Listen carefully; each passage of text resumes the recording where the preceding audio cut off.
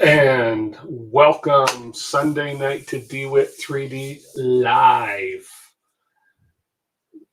Oh, this corner right there where it says live. Hello, everybody in chat. I see a few people are here already. We have Kieran, we have The Apprentice. We have Jerry is here. Blasto Supreme is here. Matt German's here. Dougal is here. Yep, catching a live stream. Finally, the start of a live stream. I don't know how exciting a stream we're going to have tonight, but we'll see. Who else has popped in here since then? We have Dennis, Counter Office here. Liam's here. You're here to watch fire and smoke. Well, I don't know. You may. I don't have a guest host tonight. He had other plans. But as my stream said, I've gone ahead and for those of you who don't know, I did get a nice, successful, large, where is it, print off of this baby. Where did I put it? Oh, right here. I put it down somewhere. Yeah, finally get a nice print. You think I can find it? Where did I put it? I put it down so I'd have it ready for the stream, and I can't remember where I put it. But believe me, I did a decent sized print. Some people have already seen it. Oh, right here. It's right behind me if I open my eyes. So that's the print that I had started initially that I had a couple failures on. I had a few issues with, but it ended up turning out to be a really, really good print. And this is for a custom job I'm working on for a client. So, of course, after you get it, why do you mess with it when it was working great? I know. Well, because it makes for interesting streams, and it makes you guys think that I'm going to start a fire or something again. But I was chatting with Jason and watching some of the other guys on there that have built this, and I got kind of interested in Klipper. It looks like it's going to be. It looks like an interesting little. I guess operating system for the printer, if you want to call it that, I guess, or firmware. And so I went ahead, and these things are not expensive. I went ahead and got the SKR Pro 1.2 board. I've got the steppers in here for it. I have a couple questions about the steppers, but I'm pretty sure this is pretty straightforward to put the steppers in. Fix it till it's properly broken. Well, not really. This will be the last. Once I get it working with this will be okay. But as you see, basically old board gone. All the wires have been re-lengthened, re-crimped with the new plugs to go on the SKR board. So I'm going to finish by putting the stepper drivers on the board. I've got my instructions on the other screen over here. Where I get lost, and the instructions, where I get lost is when it comes to the Raspberry Pi going to the SKR. I'll cross that bridge when I come to it. It may, as I say, it may be a short stream because I may get stuck if nobody has any idea how to help me with this. But according to the instructions, which I'm reading right here, so there's the board. The wiring is quite easy, very simple. They have a driver fan, which is an optional thing, which I'm not putting on right now. They talk about the stepper motors or the drivers. Okay, so where apparently I have to clip one of the pins because I want if with that pin not clipped, it's sensorless homing. I have sensors, so I have to clip the pin on the X and Y ones. So we're going to look at that, and then apparently I have to do a little bit of jumper work on the board. Okay. Till my 70th birthday. Nice try. This is it. I mean, this is it. This is where it gets a little more difficult. Learning a new system, Klipper. But once I get it going, this guy will be done. But this may be the last stream I do for it. We'll see. But I will obviously continue showing that it's actually working and printing. So I guess I have to change some steppers. Something to do with UART. No clue what that is. All I was reading was that if I'm using 2209 drivers in UART mode, I have to change the stepper configuration to this. Okay. And then, of course, I've got these These things are already wired and ready to go. I've got a BL Touch, and those are my physical end stops, which is why I have to disable, I guess, a pin on one of these,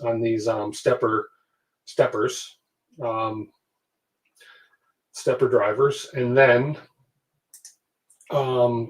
there's all my wiring there, which is no problem for wiring up the power. And then I don't have an ADXL 345, which apparently is used for something to do with Klipper's shaper, I think. I don't have one of those, so I'm not worrying about that right at this moment in time. So where I'm going from here, and guys, be patient with me in the chat because I'm working alone tonight. So I will stop and have a look at the chat once in a while, but I want to get this going a little bit. So Kieran says UART is serial communications mode. Okay, so but apparently I have to switch the board. So if I show you a close up on the board here, let me show you this. Right now, where the steppers go, the stepper drivers go. Whoops, we're going to focus, and we are. Is right in here. So all these jumpers in here on each one of these. The middle one's not used. This stepper's not used. This one, or this isn't used right here. But apparently all these steppers, I have to take all these jumpers out and just have one jumper on the UART, which is the one on the end of each one. Gets a jumper on it. And then I put the steppers on. And now then, according to the diagram here, if I look here again, and I'm flying blind here, so this says to use physical end stops on the SKR Pro. You need to cut the diagonal pins, the diag. I'm assuming that means diagnostics or something, pins from your XY stepper drivers. This will prevent you from using sensorless homing. If you later change your mind, you can always swap an X and Y with 2 of the Z steppers because you don't need them. So that's what I got to do. And now I just have to figure out which ones based on here. If I zoom in, there we go. So I just have to make sure I know which ones are the X and Y steppers. So we have our left Z motor, and then we have our left Z motor is here, our rear Z motor is here, and our right Z motor is here. Of our extruder, so these are the 2 on the bottom here. Those are the X and Y motors. So those are the 2 on the bottom right here that I have to cut those pins on. Now I was reading on the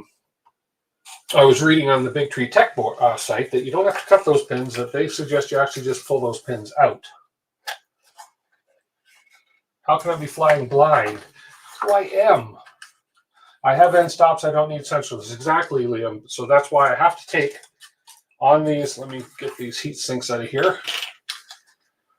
So that's why on these, here we go. Here's the steppers here. Let me get it on the close-up camera. Let me bring this up a little bit. So here is a stepper here.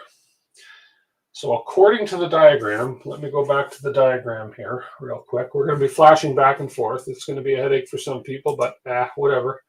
It is what it is. So according to the diagram, I have to remove this one pin here. Okay, so we have like an L shape. So it's real easy. Then I have to remove the one. So it's real easy on here. Hey, Ben. These are pretty much idiot proof. You really can't put these steppers in backwards because you can see there's a little L shape on the bottom of there where the pin configuration is with the red jumpers. That would follow the L shape in there. So it's pretty easy. But according to that, I have to remove this first pin. This first pin right here on the X and Y jumpers to disable the stepperless senseless homing. So that's what I'm going to do.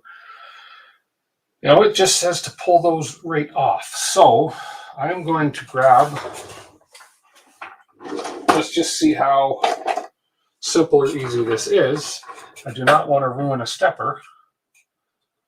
So if I just pull, it should just be a matter of pulling that pin right out. Now it says to cut the pin. I guess I could cut the pin because as it says, if I want to go back to it, if I ever want to go to sensorless homing, I can just swap this with the Z ones. So that's what I'll do because I don't want to wreck this by pulling and wrecking it. So we'll cut the one. There we go. Okay. Now, we'll get that one cut, and I'll take one more.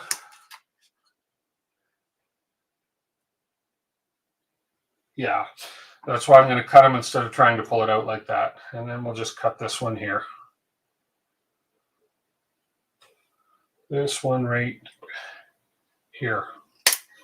Okay, so basically what I've done is I've removed that second, or I guess third pin right in here. So that's going to be my X and Y. Okay, but now what I need to do is I need to get all these jumpers off and then just put them on the UART. Put one red pin on the UART jumpers themselves. So that's what we're going to do. But let me, in the meantime, in a close-up window here, so you guys can watch me sweat as well. Or something like that. Do I have, let me add a camera here. Bear with me 1 second here. Existing, and it's going to be that one. So now if I bring this up, there we go. So there I am in the top corner of our close-up cam. How many pads you've lifted snipping pins off? Okay, so what I need to do is carefully remove these jumpers. And then I'm just going to remove the first one, slide it over onto the UART pin, and then we're going to remove the rest of the jumpers. Based on, and I'm doing this based on the instructions on the RatRig configuration site, which is, for those of you who are just tuning in, I've snipped that pin on the X and Y, and now we are just setting the jumpers just like we see right here. So UART jumpers are connected and the rest of the jumpers are off. Okay, thanks, Jason. Appreciate it. No problem. I'm going to have a good stream. I'm nervous as all get out, and there's only going to be so much I can do. I'm hoping there's some help from the crowd out there that can help me when it comes to getting the Raspberry Pi connected to the SKR board. So we're going to remove that pin, put it on the UART, and these three off here. Conversation might not be too exciting without Jason here, you guys, but hey, I'm going to try, and I'm going to try not to wreck a board. Let me do it this way. Yeah, there we go. I just want to make sure that I can, that you guys are always can see what I'm doing here. This part seems to be pretty easy, and they give you some extra pins too. If you like, I just did there, I kind of damaged a pin. So they give you extra pins, but pulling these ones out, I'm going to have a lot of spare pins.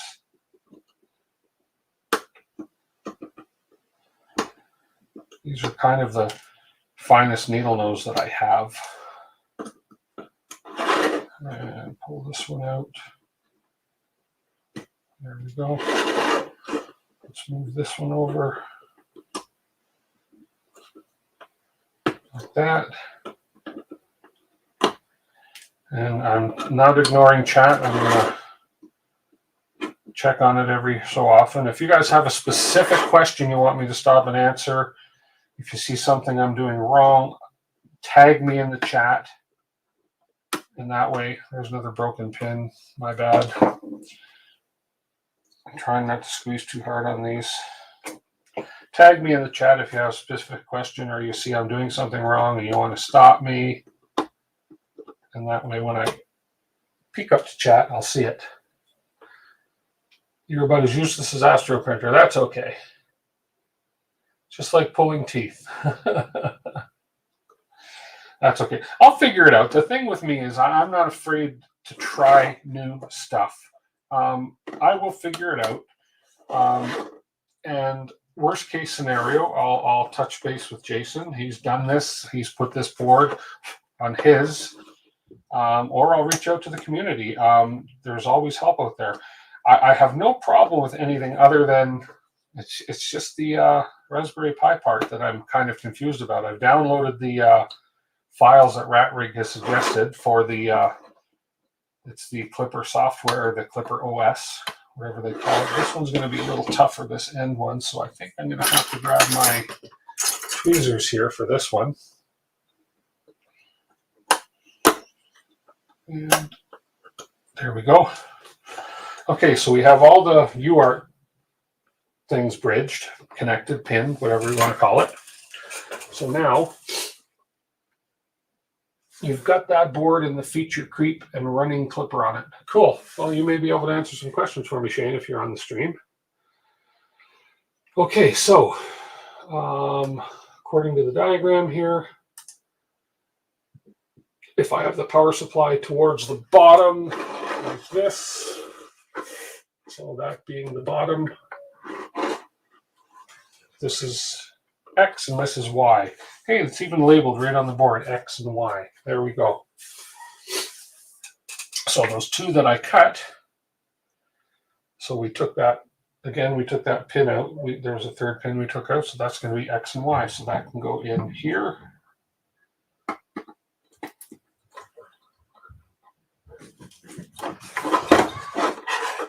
Like so. Okay.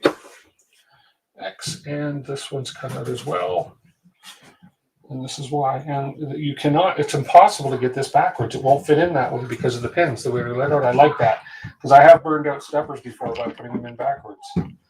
They kind of made this one Tim-proof, or I'm sorry, idiot-proof. Same difference. Same difference. So that's X and Y. Okay. So on the rest of them now, hey, never let the machines win. You're here. Good to see you. And Shane, I didn't say hi to you. You're here now, but yeah, good to see you, Mike. And then the rest of these steppers now, I shouldn't have to touch, and we can just pop them in. Actually, let me just make sure one thing here.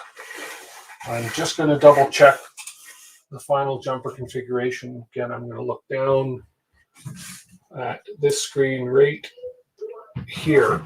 So that one, that jumper up there it's this one right here, which was already jumped when I got the board. So that plug, which is the Z0, Z1 is not in use. So we've got that jumped off. And then we're looking at this next one, which is right here. This basically tells it that it's getting power supply from a PSU versus a USB. If I was powering this off a USB, which I guess for diagnostic purposes, I would move that pin over one. And then the other one is this one here, which again is in the proper position from the factory based on this drawing right here. It's that third one. So that's the main pin configuration for this. So I can continue putting in these steppers now.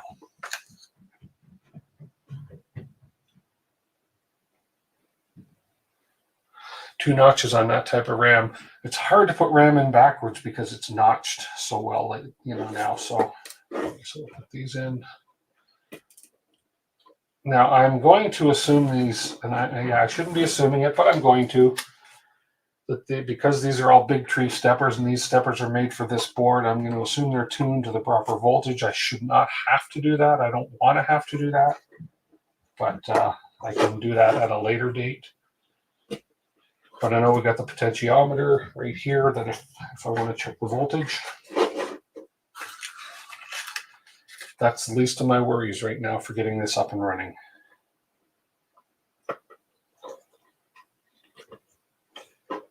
Okay, and one more.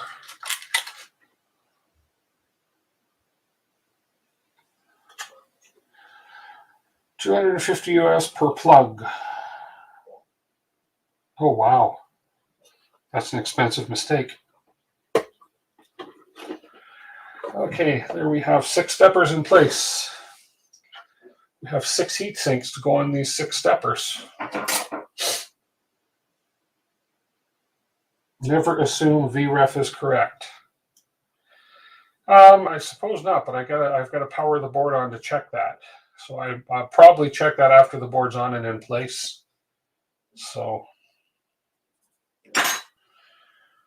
let's get these heat sinks on, because these heat sinks will not interfere with me being able to check voltage.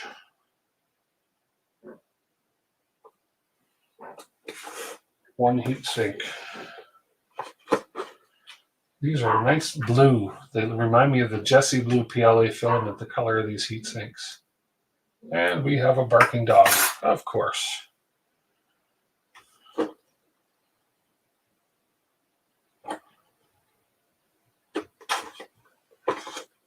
There we go.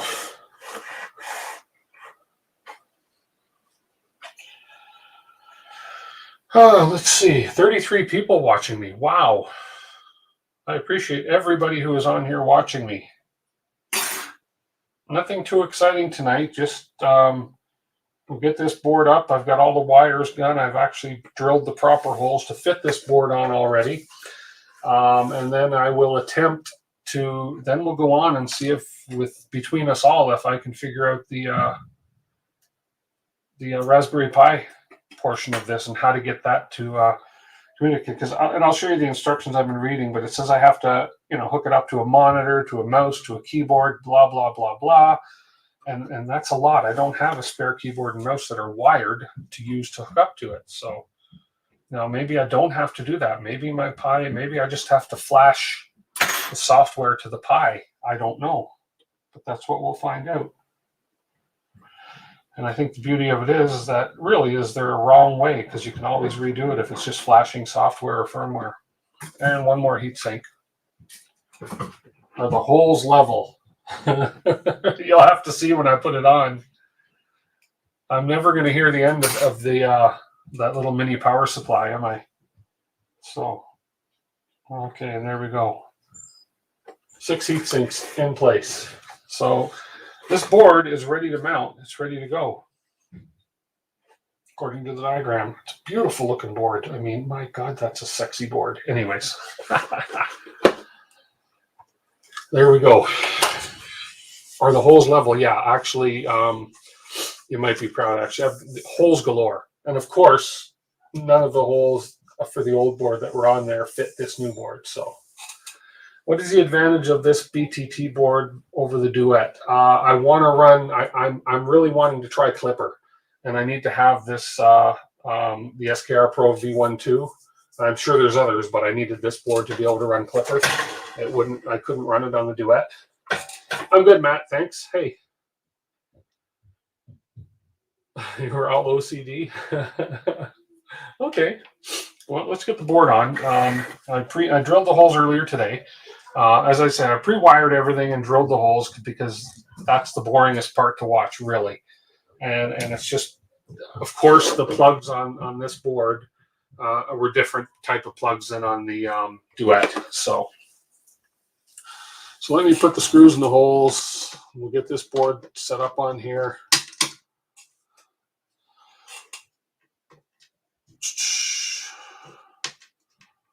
Reach around.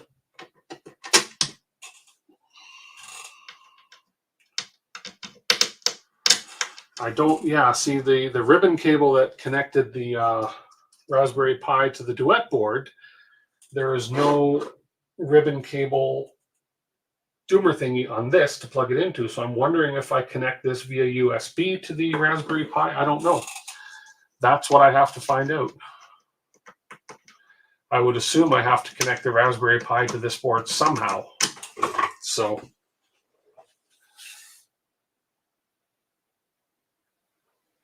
DWIT versus BTT, yeah. So, well, I did the DWIT because it was a kit. I didn't know any better, so I just went with the kit with what I know. But then after I got it, as I learned more and as I was reading more in the communities, as I heard about Klipper.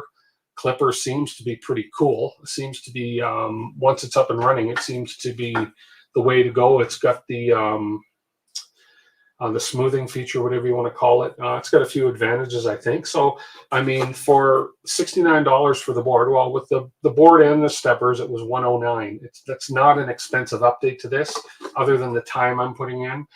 I didn't have to buy any extra clips or connectors because I have all that.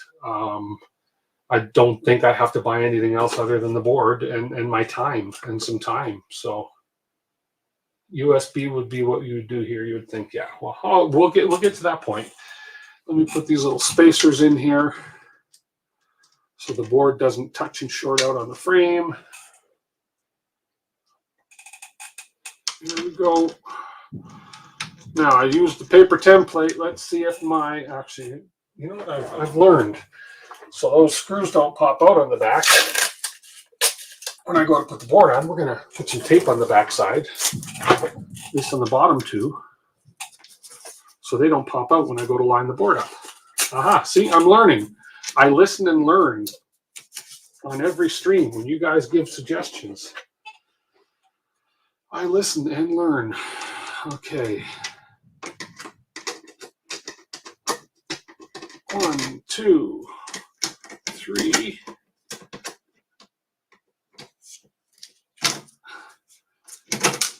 Whoops, that one fell out.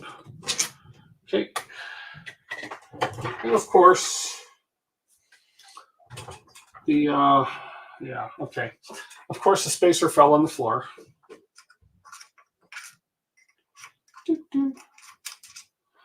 Ask anybody who watches. It wouldn't be a DWIT stream if I didn't drop something. Okay, let's see. You could run RepRap on that board as well if you want to as well. Yes, yeah, yeah, I could.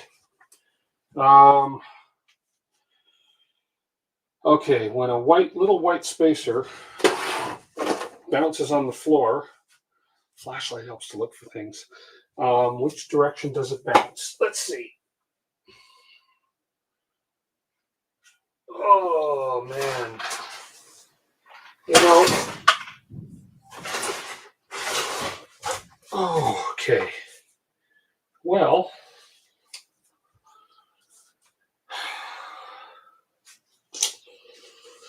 and I don't have spare spacers. I'll have to print one. Yeah. Go figure. Unless.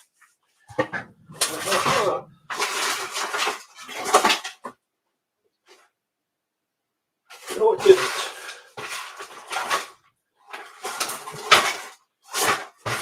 I thought Murphy's Law, it might have bounced into my garbage box, but it didn't. PC board standoff screws. I don't have any. Yeah. Damn it. I can go with 3 spacers for now. I just got to make sure I put one in there after. Man, it's like bounces everywhere but where I can find it. And you know what'll happen is I'll find it when I'm not looking for it. Yeah, okay. Well, I'm not going to waste time in the stream looking for a spacer. Yes, Ben. Mine too. Okay, well, we'll mount it with 3 for now, and I'll get that 4th one when I can find a spacer. And I'll make sure that I'm careful.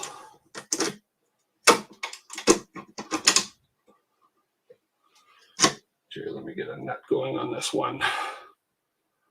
Anyways.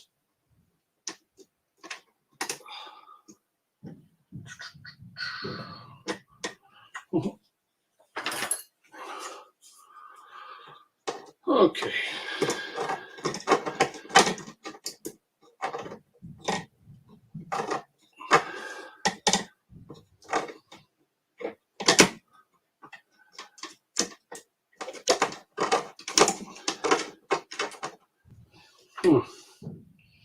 That one's too big. I guess I used.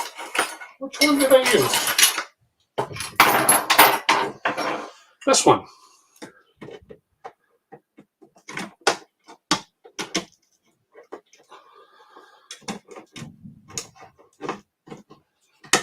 Oy, oy, oy. Always happens on the live streams. Yeah, they are. They are a royal pain. You got that.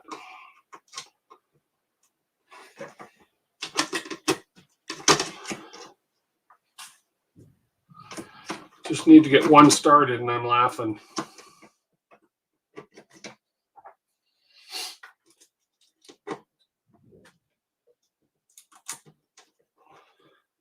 There we go. Got one going.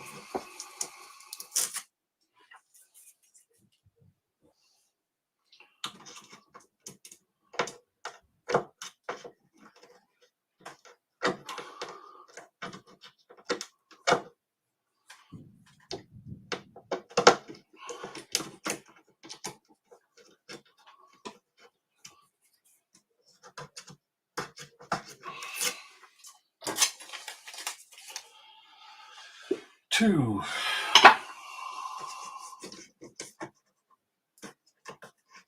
USB to RPI. Okay. Let me have a look and see what I got. I know I gave the SKR board came with a USB cable. And that's probably what it was for.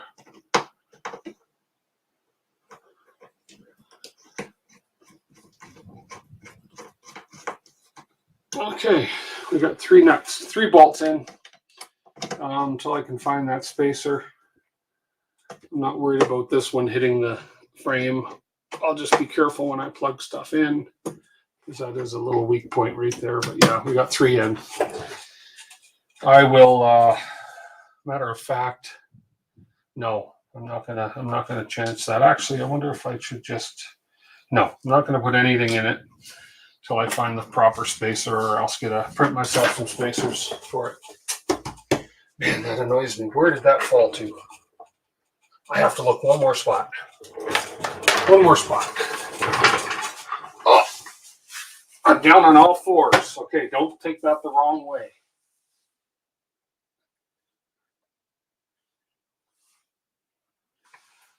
Nope, nope, not gonna happen.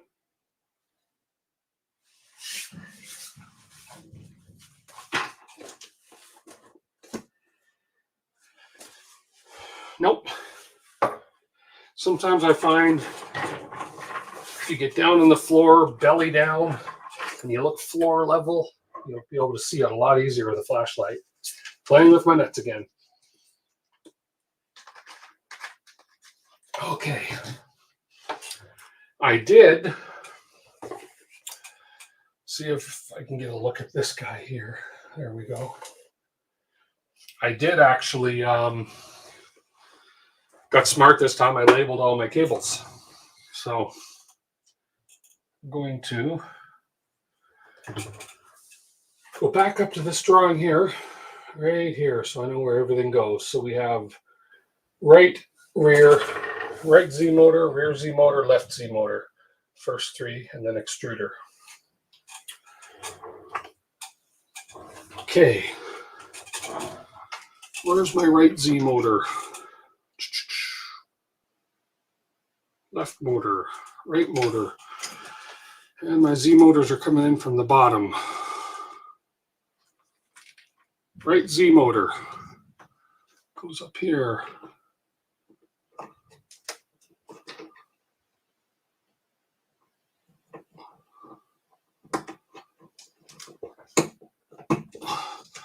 Yay, we got a cable.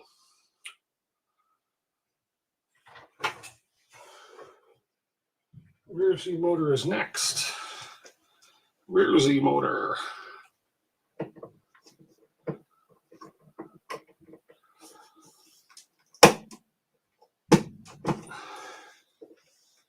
Left Z motor.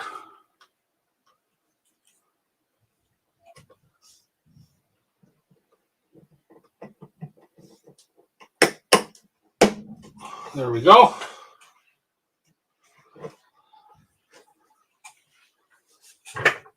Hardware gnomes are real.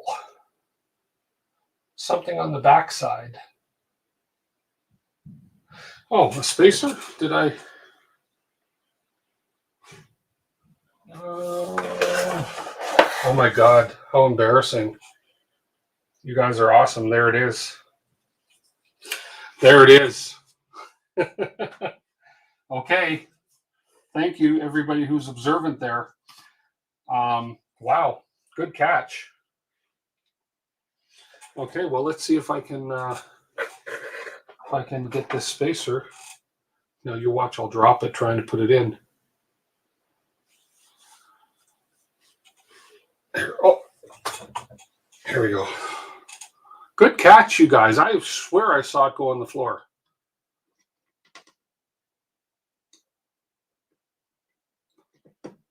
There we go. Awesome. Thank you for seeing that. Whew. You guys are awesome.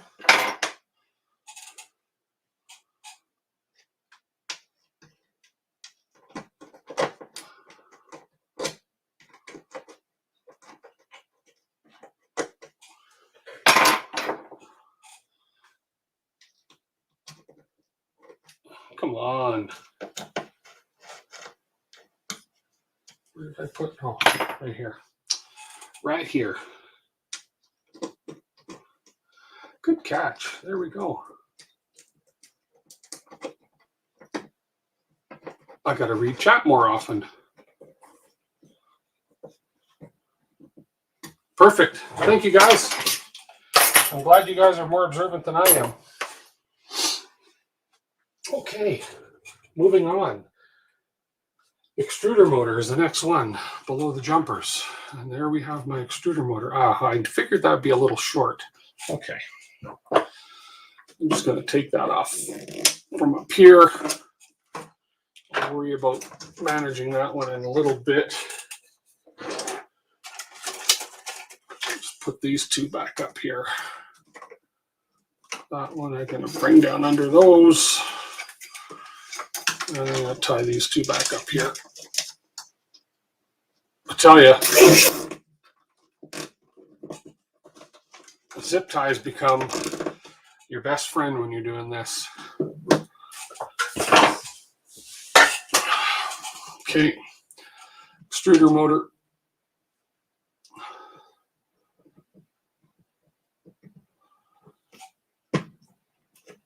Perfect. And then we have the Y and the X.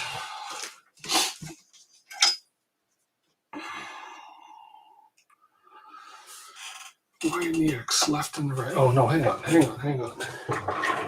Right and the left. Right is on the top, left is on the bottom. Right is on the top.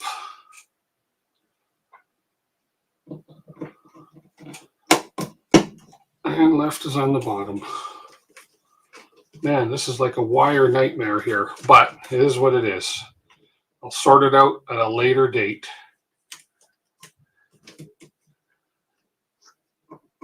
It's not going to be pretty to begin with. Some of the ones I've seen out there, my goodness, they're beautiful. There we go. All the motors are in. Okay, so we have all the motors in. It was working, so I had to break it. Yes. Why am I taking the DWIT out? Because I want to try something different. Anyways, it is what it is. So we're not going to worry about that. I'll get all these cables. They can probably all lie over this way somewhere. What's this stray one here? We have the bed thermistor. Okay, let's go see where that goes. The bed thermistor goes on the bottom thermistor pin, which is the bottom of the 4.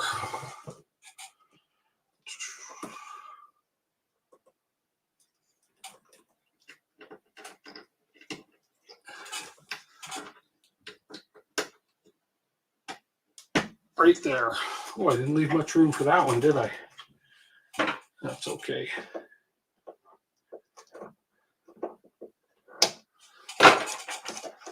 There we go. Give that a little more slack. There we go.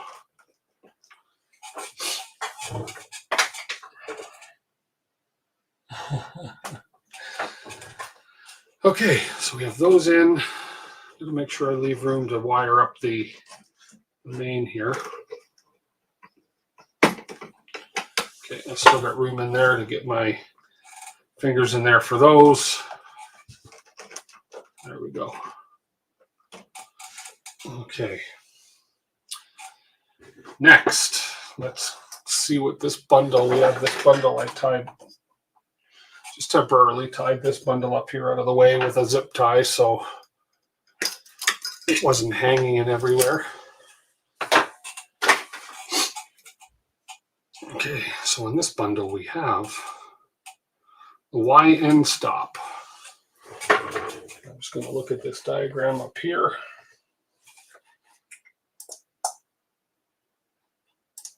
Okay, there's the Y end stop. We have the package of 6 connectors. So we have the Z end stop, or sorry, the X end stop and the Y. X is on the bottom, Y is on the top.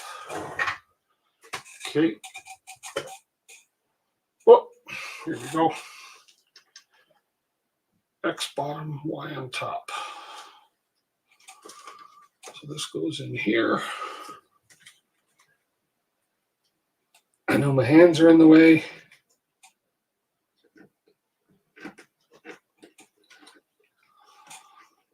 And then we need the X one,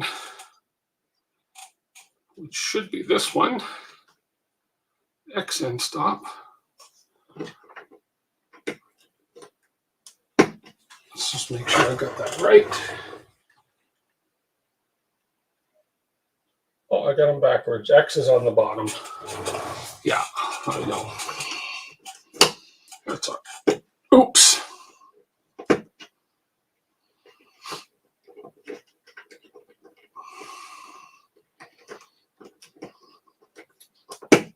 Okay. Okay. Then we have hot end thermistor. That goes right above the bed thermistor.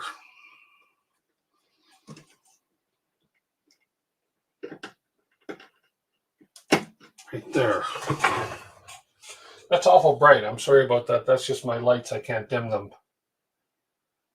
I'm awfully pale. Well, it's because I'm using different lights right now. I'm really not that pale. I need to turn my white balance, adjust the white balance or something on the camera. I'm not that pale, Ben, I promise. And then we have this beautiful beast. So I'm going to I just tied these up temporarily here. There we go. We have this beautiful beast, which is it's the only one with 5 different color wires in it. This is the BL Touch. Let's bring you down under here. I know some of you OCD people are going to be cringing over the wiring here. Anyways, so the BL Touch goes so that the brown wire, in my case it's blue, is the bottom. So brown wire's on the bottom. So there's the BL Touch right there going in right here. So we have brown, red, yellow, black, white. White is on the top. That is going in here. You guys are better do this. It's messy through all these cables, but hey, it is what it is. So the BL Touch is going in right here. Right there. So brown is my blue.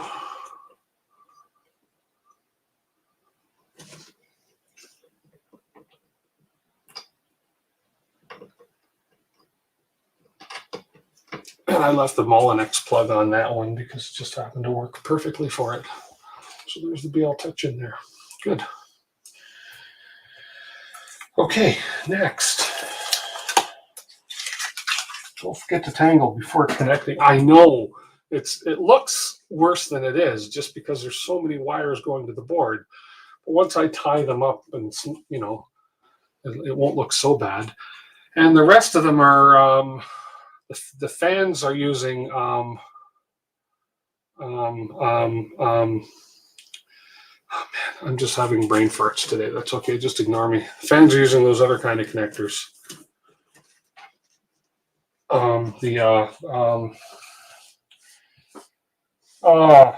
Forget it. I'm not even going to try. I'm just going to get these wires out of my way a little bit here. That's much better. Temporarily. Ferrules. Thank you. Ferrules. They're using no ferrules. The fans are using ferrule connectors because the fans are going into this little green plug on the side. So if I go to my diagram here, those are my fans right there. Okay. So there's 3 fans that they're saying. A driver fan recommended. I don't have that. I have a hot end fan and a layer fan right now. I'm not even sure what the driver fan is for. But anyways, right now I'm just worried about the layer fan, which is my bottom 2, and then my hot end fan, which is my middle 2. So that's my Yeah, so we have positive, negative, positive, negative, positive, negative, positive, negative. So if I bring this over here, try and get you guys a view of this. There we go. That is so bright. It's like it needs some shading over it, but again, it is what it is. Now I need my mini screwdriver. Where is my mini? Right here. Let me get this out. Really cool little kit that I got on Amazon one time. Mini screwdriver, tons and tons of bits. It's not the power one, and I'm not going to use the power one on this. I would never tighten one of these things with a power screwdriver. Where's the tinier bit? This one should be right. VTT, oh, the motherboard fan, okay. Okay, well, I could always add that after. I'm not enclosing the back of this at all. So I want the bottom one here. Bottom 4.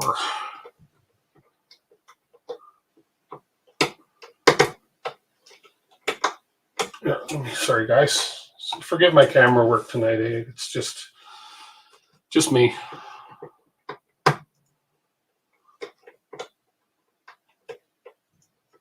And the 4th one.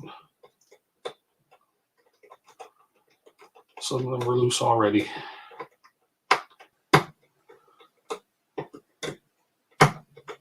Okay. So the bottom one was the part cooling fan. It's always best to double check. Yep, part cooling fan's the bottom one. So part cooling fan right here. Oh man, I probably didn't make these wires long enough. I had intended to come around the top with these. I think that's why. That's okay. I can sort this out after. Let me see. Let me see something here. Let me unclip this.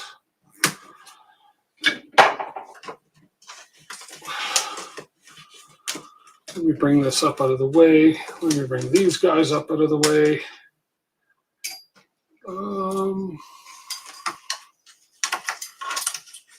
There we go. And that's going to be better. I know my arm's in the way here. This is terrible camera work, I know. Oh, well, it is what it is. Not my greatest stream.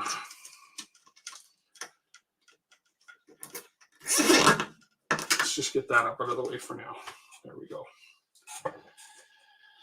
Okay. We got that. Okay, part cooling fan. Part cooling fan.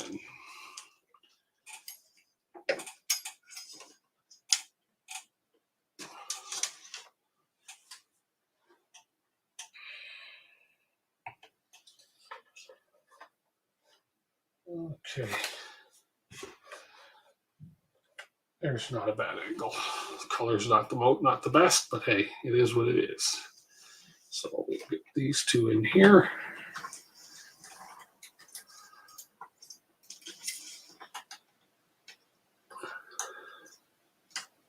Oh, gotta loosen that some more. Gotta back this right off.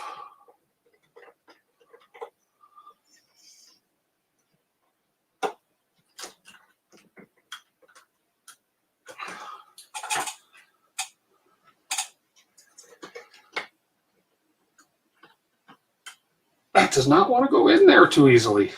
That's the smallest ferrule I have.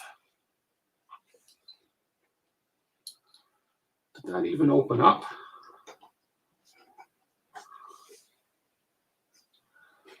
I may have to pinch that ferrule.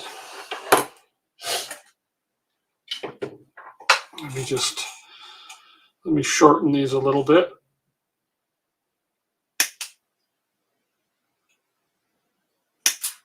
And let me pinch them a bit.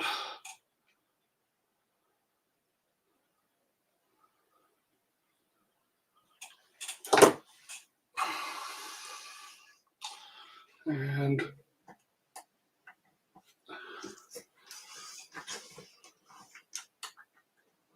there we go. And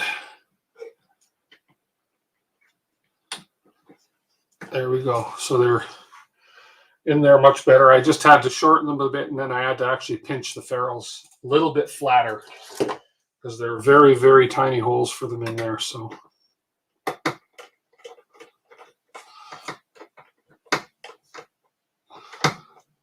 anybody wants to pop in, you're more than welcome to. I put a link. I pinned the link to the StreamYard at the top. I welcome the company. If you don't want to, that's fine. I just put that there as an option. So, because we're flying solo tonight, and this is kind of a boring stream in a sense. But anyways, okay. So we're just going to save us the hassle here, and I'm going to trim these ones and pinch them because I know I'm going to have the same issues. And these are a little bigger. Trim that. I have no idea where those pieces fly to until I step on them in 3 days. And we'll just flatten that. Flatten that. And we have positive going in first. Come underneath here.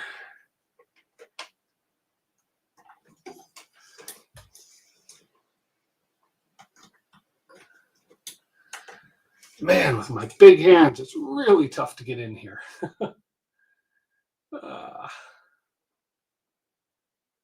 I have man hands.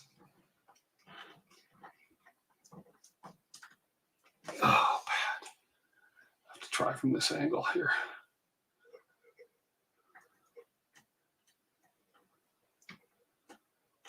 Okay.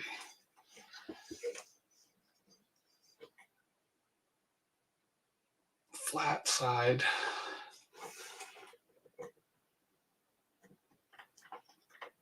Oh man, I'm having trouble here, so let me get off this camera. Make sure this is loosened off right all the way. That's loosened right off. That's loosened right off. Okay, take care, apprentice. Thanks for popping in. I may have to put the white ferrules on this instead. They're a slight bit smaller than the red ferrules. But we'll see if I can't squeeze it in here. Let's see. I should have put these in first. I don't want to put bare wires in here. I'd rather put ferrules in here.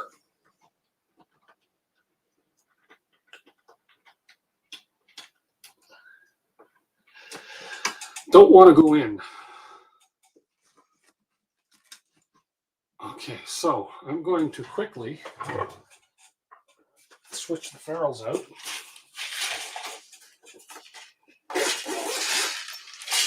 I don't want needle nose. Let me see. Let's just see. Let me flatten them a bit more. That hole is very, very small. That's opening the door for you there, Kieran. Okay. Let me flatten it a bit more. Before I give up too easy, I suppose. Let me just get over here on this side so I can see the actual opening.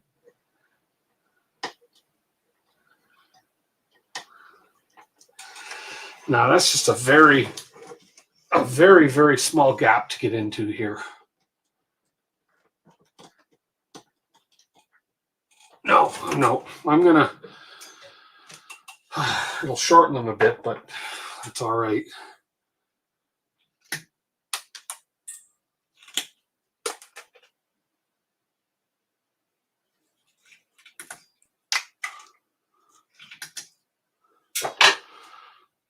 It'll be quicker to put new ferrules on.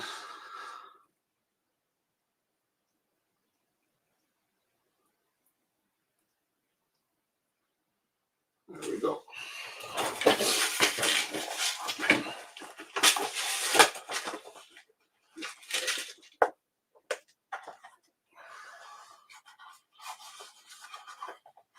Yeah, I guess bare wires would work too. I know the white ferrules will be fine though.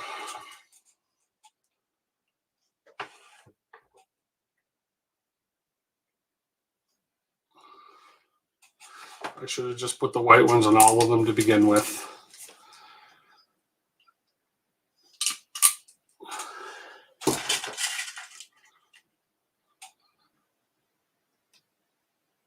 That's why I generally don't cut my wires to exact length, because stuff like this happens.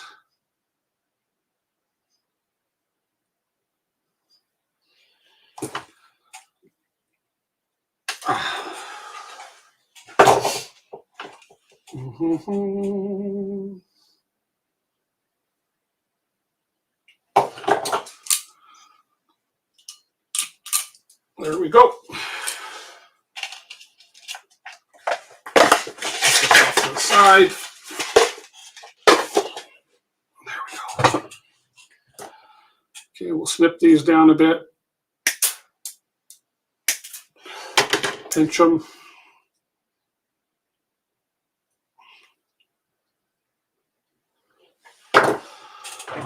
See if they work.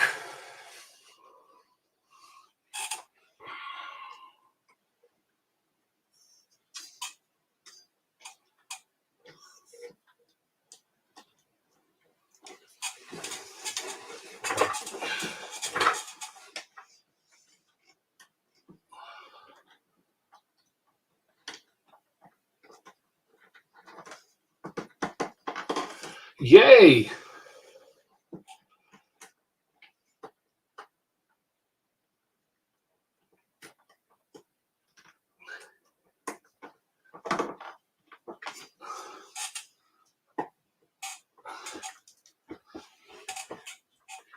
Got the buggers in. There we go. Tighten them up.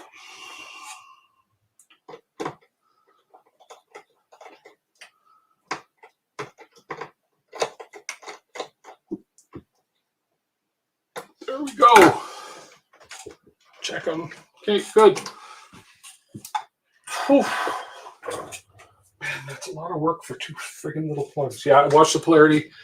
Plus, minus, plus, minus.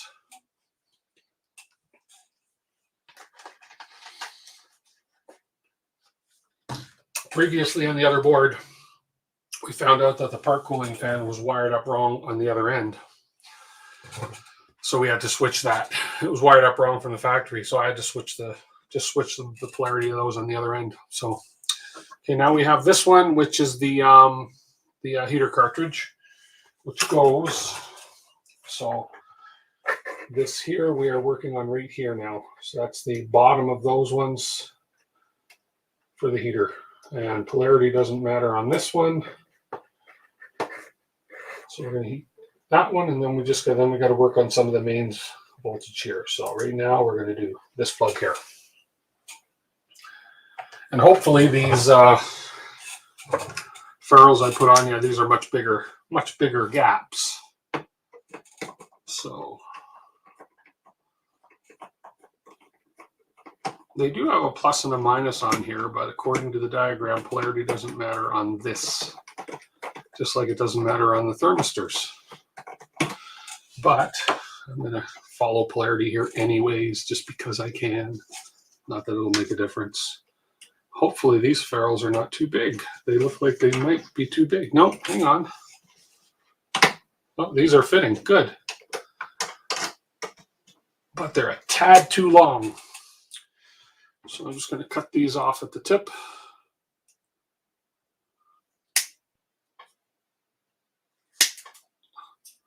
Make sure I don't round them out too much.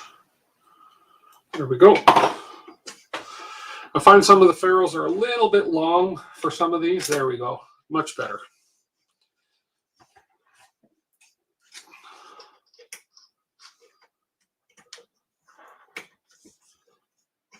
Okay, so we get the red. Tighten this up.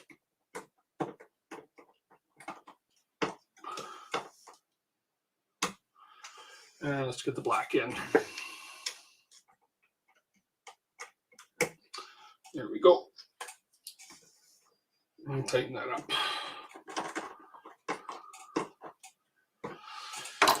Okay, there's our hot end hooked up. in case you want to use external MOSFETs to drive the heaters. Okay.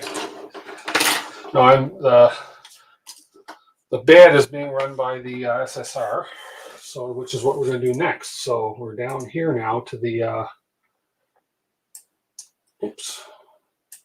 to this part here. So I've got to come out from my power supply to the bed power. And then we're going to come from the second tube down into the SSR. We've got our voltage in coming from the power supply into the board here. And then we have our motor power supply coming on the end here. And I know for a fact here that, yeah, polarity is critical. So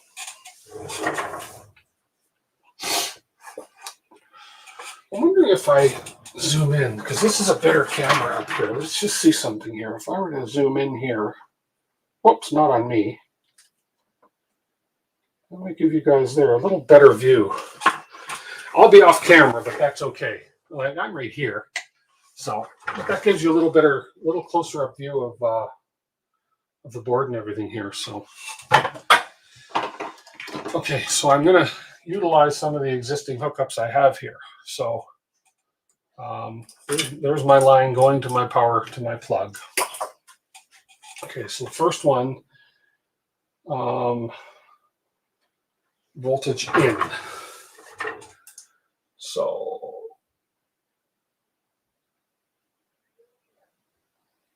okay, so let's see. Okay, I just want to make sure I don't do the wrong thing here. So we've got voltage going in here. So we got this one coming out. That's going into our other power supply. This voltage is out. So here's the voltage into the main board. And that is plus and minus here. Stay open. Here's where I'm going to use some tape again.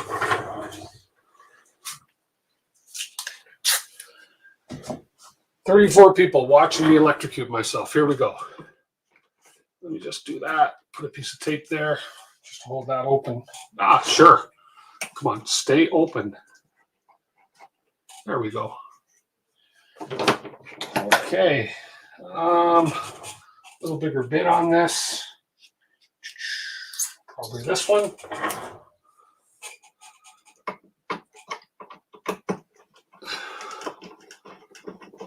So I got to take these right out, because for the voltage into the board, I'm just using closed connectors. So we have our positive in.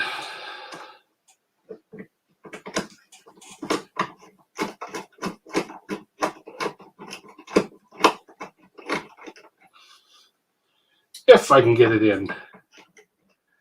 That's what she said. Oops. It's because I got to turn sideways. No, there we go. I'm going to turn this around this way. That's why. Okay. There we go. Come on.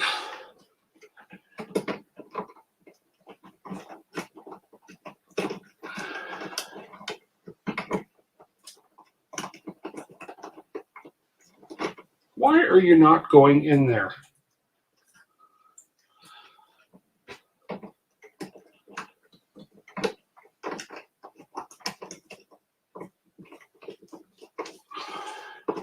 There we go. I just didn't have it lined up good.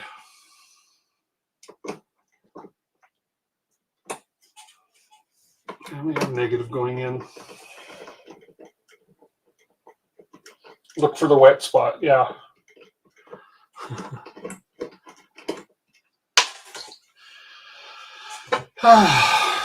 And negative.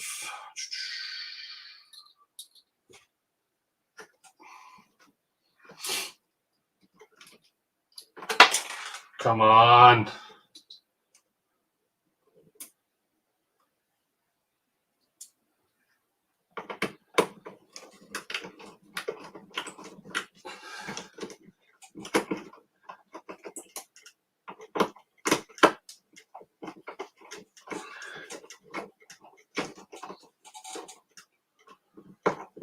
Nobody wants to pop in on my stream. I don't blame you. Who would want to hang out with this? Okay, so we have our board power in. Okay. So we have this one in. Now we need a separate one for our motors. So we're going to come out and in. Now I didn't make cables, but this guy came with a bunch of cables. So I knew I didn't have to make any cables. How many did we get with this? Three sets of cables. Cool. I'm not gonna, oh, plenty of length. I'm not gonna shorten them just because I don't want to. Okay, the motors in are going in the end one. I don't have to remove these all the way. Positive is this one. Yep. Negative is this one. Yep.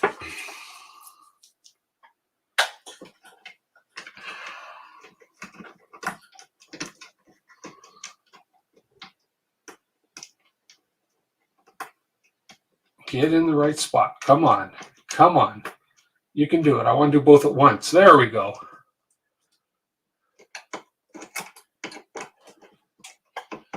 Is my bald head in the way?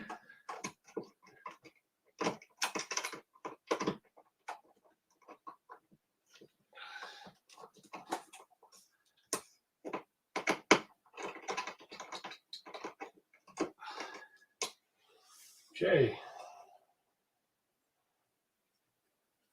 If not of. Okay, now we need to open up power supply. And we're going to go positive over here.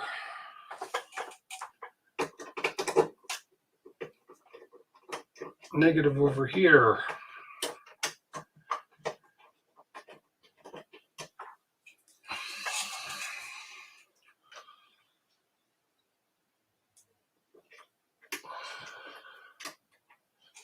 Am I blocking? No, I think that's pretty good. I think that was a good idea, zooming that camera in. Close-up camera's got too much light coming at it. I gotta reconfigure the way I lay these lights out for future streams. Get in the right spot. Come on. There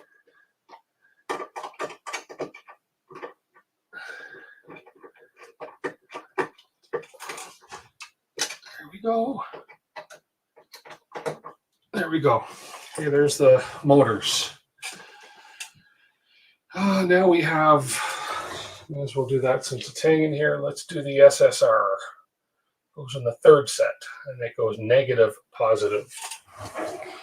So we have the SSR. Black is negative. Negative is the left one here. I can get, let's get these, let's do a bit of wire management so you guys can see here.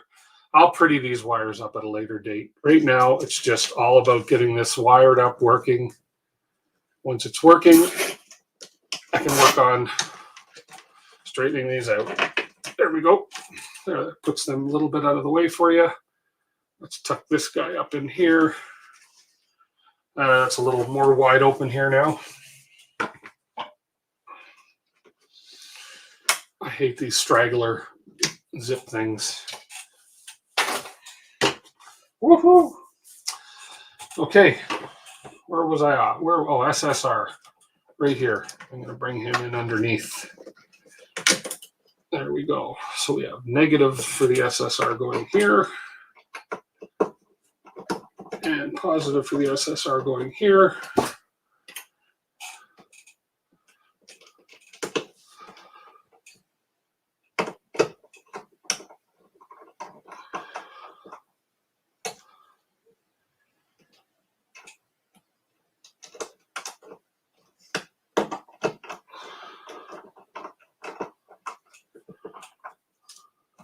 Okay, and the last one I believe is the bed.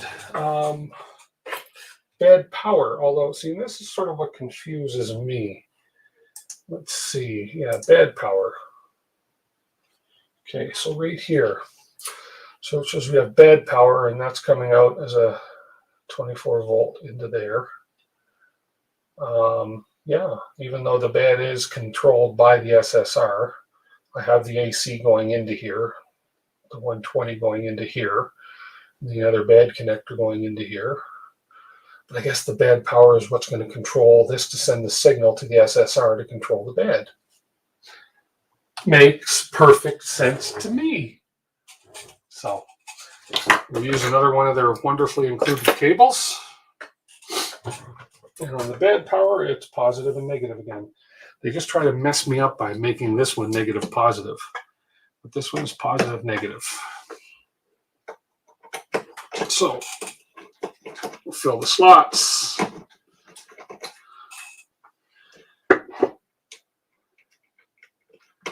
There we go.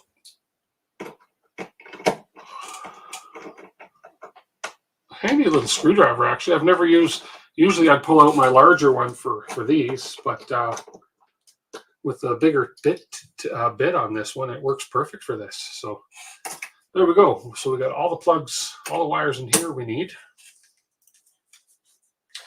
And this is going to go over to the last 2 empty slots on the power supply.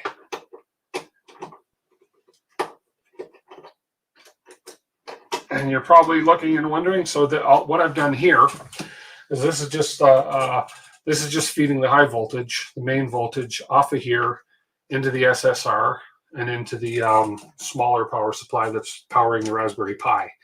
I didn't want to crowd these plugs too much with all these extra plugs, so I just ran them off of a, I don't know, a splitter, if you want to call it. So that's what those are. Okay. Okay. I'm positive this goes to positive. Here we go.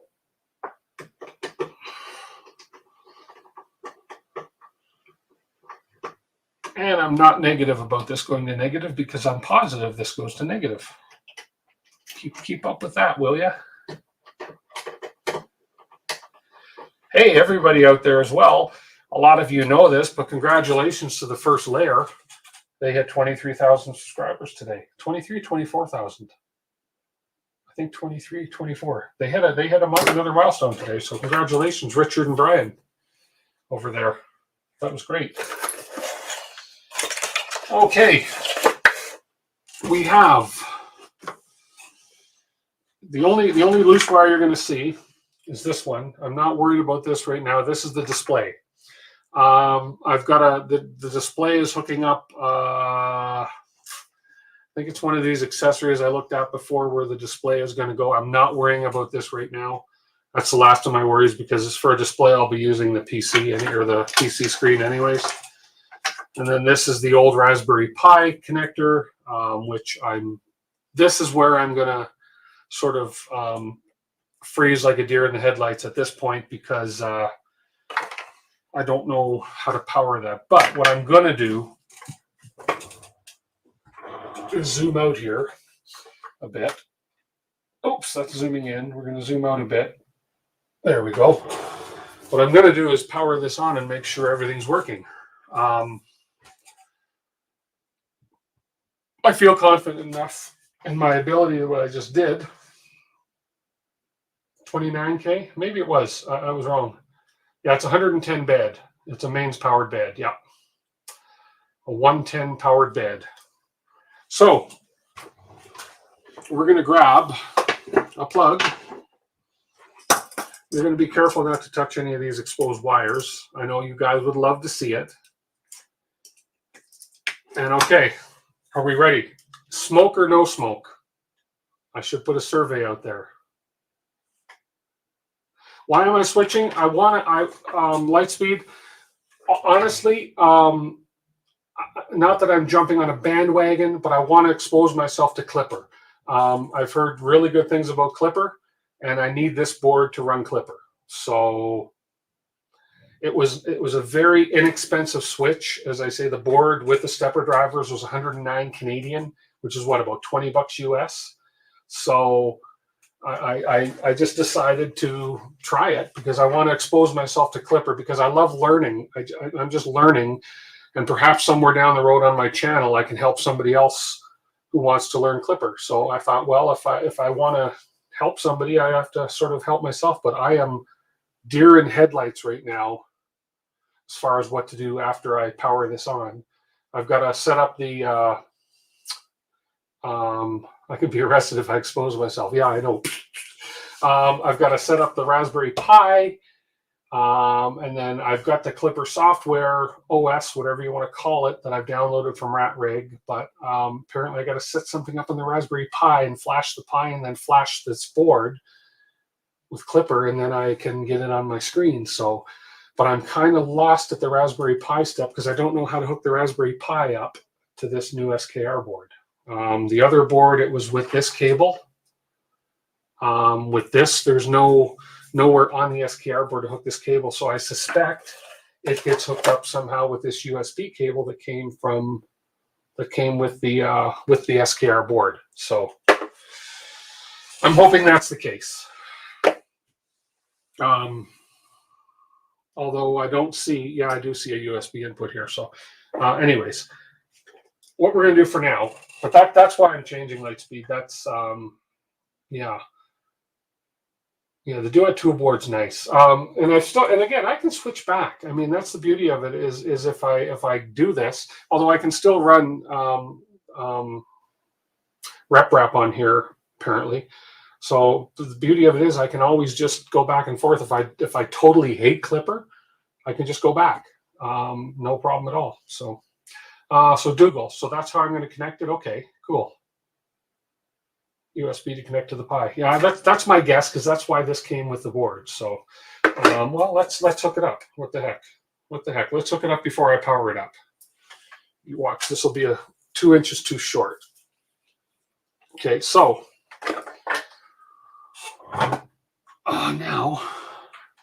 now, do I hook up? Okay, I have this end, and then I have the flat end.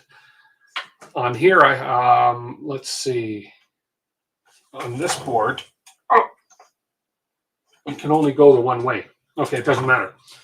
I just answered my own question. So we'll put this in here. There we go. And then this, we'll put in, I guess it doesn't matter which one, like so. That's as simple as it is to hook the boards up. Huh? Okay. Look at that. Okay. I'm going to take a drink of my new improved Coke Zero. This stream. Oh, will I get demonetized? I'm not even monetized. I don't care if I get demonetized.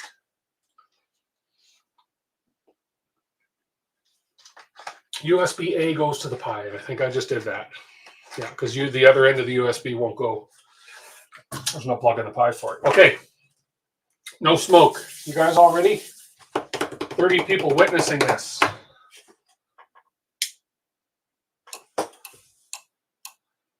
BL Touch deploys. We have lights on the main board. We have red light on the main board, which I think indicates that the Pi is hooked up to the main board. No smoke. Means the wiring's so far so good. Yes. Good. Okay, so we have the RatRig all wired up again. Now it boils down to freaking software. Let's power this off now. Let's unplug it. No smoke. Am I proud? Yeah, heck. I did this one all by myself with a lot of reading and a little bit of finger crossing. All by myself. I did it. Okay, I shouldn't sing on stream. Okay, let's put this away. I'm one of these anal people that likes to put his tools away for the most part while I'm doing something, so I know that I put them away. Okay, so now power to the Pi. Not done with wiring. Power to the Pi. Oh, I've got power to the Pi. If you look, the Pi is being powered from this little supply here, a 5 volts power supply. It's a mini Meanwell, actually. It's a Meanwell power supply. And right here, this wire is running power into the Pi. So, yeah. So, yeah, there is 5 volts power going to the Pi. That was taken care of on the previous, when I had the the DWIT on here. So yeah, Pi is powered. So I can show you that by if I unplug the Pi here, just to convince myself too. And if I do this and turn this on, we still have power to the Pi. I don't know if you can see the lights. Let's go like this. And right, oops, come on, focus. There we are. Yeah, you can see the Pi is powered. So yeah, so right there, I got 5 volts coming in from that power supply right there. Boop, boop. Taken care of. Let's take this light off. Okay, let's turn this off again, unplug this, put this back in. There we go. Power to the people. Yeah, the lights on the Pi did illuminate right up here. Red one and then a little blinky green one. So Pi is powered. Board is in.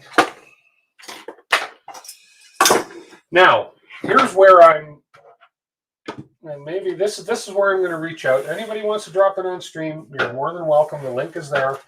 But here's where I'm at. So I'm going to share this screen. So electronics, let me close some windows here. SKR wiring, I don't need that one. I don't need that.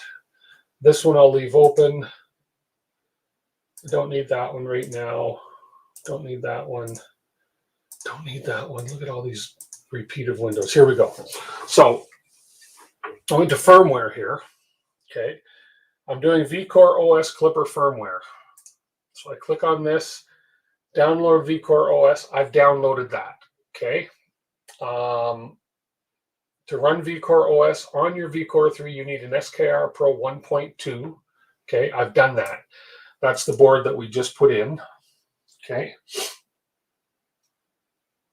Where are we at? Oh, we're 7:30. We've got another half hour or so we can go here.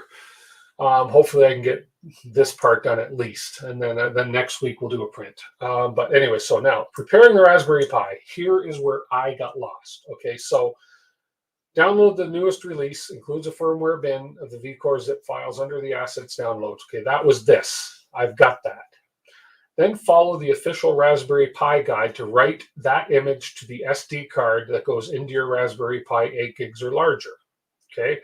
Note, this will destroy all the data on the card. Big freaking deal. We know that it'll destroy data. So I went to the Raspberry Pi documentation. Okay. And this is where it told me to go. It's where the link took me. Okay. Setting up your Raspberry Pi. And this is kind of where I got lost because it talks about I need a standard USB keyboard. I need a computer monitor with a display cable, appropriate display cable to connect my monitor to my Pi. Again, I don't know because I don't have a standard keyboard. I don't have spare keyboards and stuff. I thought it was just flashing a card to the Pi. Anyways, I continued reading. A quality power supply, yes. So the Pi is powered through the main power supply on it right now. Do I have an SSH client? An SSH client? Supersonic? No, SS. I don't think so. No, I'm not even sure what any SSH client. Yeah, thanks, Matt. Remind me what SSH is again.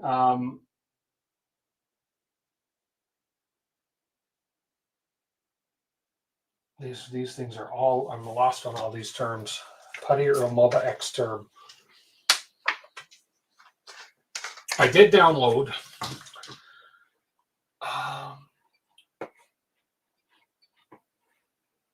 if I set up Pi for wireless when I flash. Okay. That makes sort of like when I did the DWIT, right? Same idea. Okay, so I'm going to minimize the screen. I won't see chat for a second because I'm going to move this over. I did get this. So I downloaded this thing. There we go. I downloaded a software called Raspberry Pi Imager. Okay, and it said to pick Raspberry Pi OS 32-bit. Okay, And now, I guess, choosing storage. Now, I think what this is telling me to do is this is where I create the card that I flash to the Pi, if I'm not mistaken. So, because I kept reading and I watched these instructions. Okay, I watched this, which basically said, just it's 46 seconds long. Step 1, insert the SD card. Okay. Choose the operating system. I did that.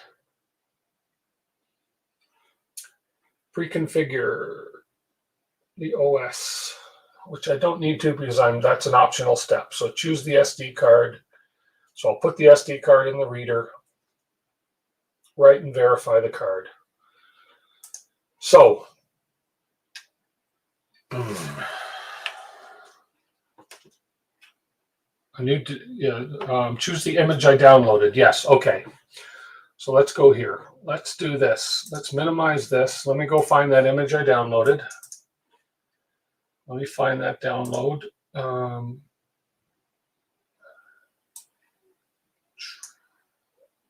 So the image I downloaded was this. If I minimize this window here, there we go. You guys can see this full window. So there's the image I downloaded. It's called firmware.bttskr-pro.12bin. So now, so is that the file? It's like walking your dad through it. Oh, hey, I could probably be your dad. Control-Shift-X. Okay. Okay, well, let me get the Pi imager up. Let me do that then.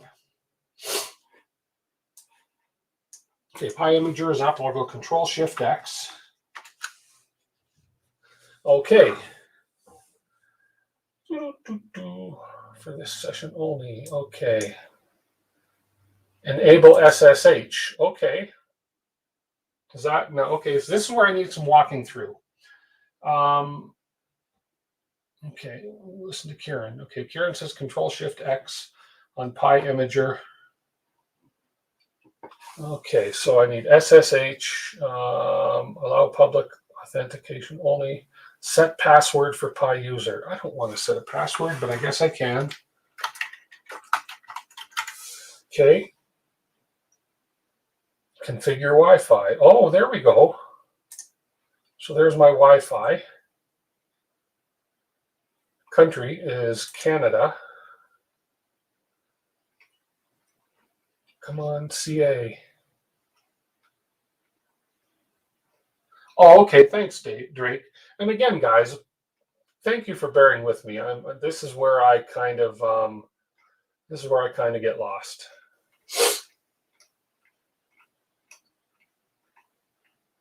Cancel that. You need to select Klipper OS. Cancel. See, I'm getting mixed. Oh, hang on. Here we go. Here we go. Shane. There we go. Can't hear you. Hang on. I think I need to turn my speaker on, Shane. Hold on. All right. Hang on. There we go. I think. Can talk now? Yeah. How does that work? Oh, much better. I can hear you now. Cool. So am I in the right spot here? You want to just make yourself big there? Yes. Oh, come on here. Come on. There we go. Yeah. So, yeah, you'll want to set your password. You'll also want to configure your Wi-Fi there as well. Yeah. Okay. Which it looks like you did. You want to also check the correct country there. Yeah, I'm trying to scroll up to Canada. It's slow scrolling here. CA. Yeah, this is the stuff that Milena Etcher won't do for you. So. Oh, okay. Well, I appreciate you popping in. Yeah. Yeah, people are like, "Oh, use Milena Etcher." Well, for what you're trying to do, that's just going to complicate things. You just passed it. I think that's going to be Canada, and then that's my proper time zone. Don't set local settings. Why not? There we go. Okay, and I think that's it. Yeah. So if I save that, and then now I have. Then you want to choose the operating system. You're going to want to choose the image that you downloaded. So that would be this bin file that I downloaded. Yeah. So you're going to click on where it says Raspberry Pi OS there on the left. Click on that. And then you're gonna click on. Oh, they changed this a little bit, I think. There should be. We have other emulation. Use Use. custom. Yeah. There you go. Okay, and then we'll pick that one, which is going to be. It's gonna be on your desktop, so you're gonna click on Tim there. All right here, desktop. Yeah. Oops, documents. Where's my desktop here? Come on. Where's my desktop? I'll need to do this. Users. Why isn't it showing my desktop? You know what? I'll just throw that into my documents folder. Yeah, that'll work. It'll be a lot easier if I just go like that. Throw that in there. Just bring you back up on the screen. I just minimize that window. Here we go. And then we'll look in my documents folder. No, it's not coming up. Image zip. So is that your actual user? Yeah. But I wonder what kind of what extension file is it looking for? A bin? If you click on the little drop down, it should be like IMG or something like that. IMG. Okay, so that wasn't an IMG file I had. So, oh God. Let's just make sure that I got the right file. So when I downloaded this, I downloaded the firmware BKKSKR Pro. Oh, that's for your that's for the board itself. That's what you're gonna probably throw onto the SD card. Yeah. Okay. They probably already have that pre-configured for the Big Tree Tech board already. Yeah. So now, so then where am I looking for the file for? Go back to that other thing. I was. Oh, go to this other window here. Yeah.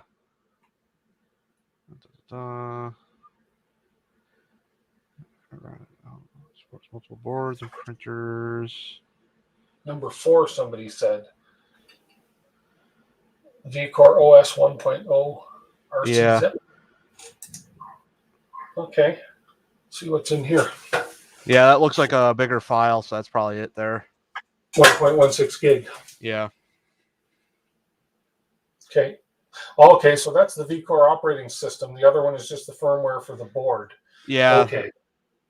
So they probably already have that stuff kind of figured out for you. So. Okay. Because generally you'd create that bin file yourself. There's a little setup that you go through for that. So. Yeah, and then they've done it for me. Okay, perfect. Okay, so there's the V-Core OS. Here, let me just minimize these windows for a second. I'll drag that over to this window. How do I want to open this file? I don't want to open it in Imager. Yeah, I guess I can open it in Imager. No. Just open it in File Explorer. Just see what's inside there. But just click on OK. Okay. I'll drag it over here. It's just uncompressing it, and it's an image file. It's uncompressing a disk image file. Okay.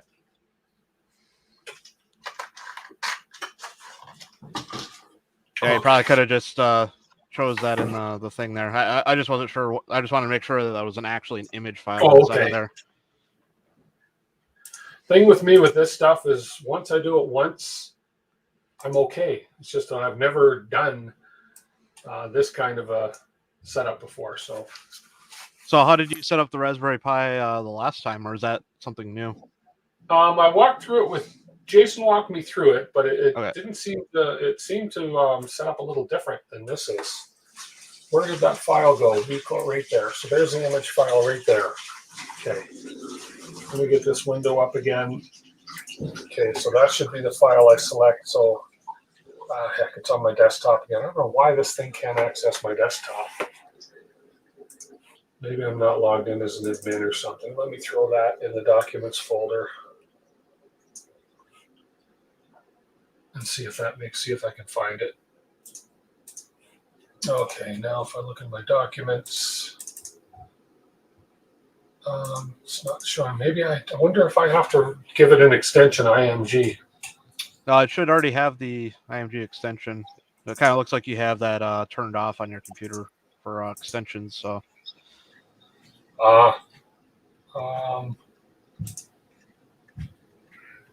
Okay.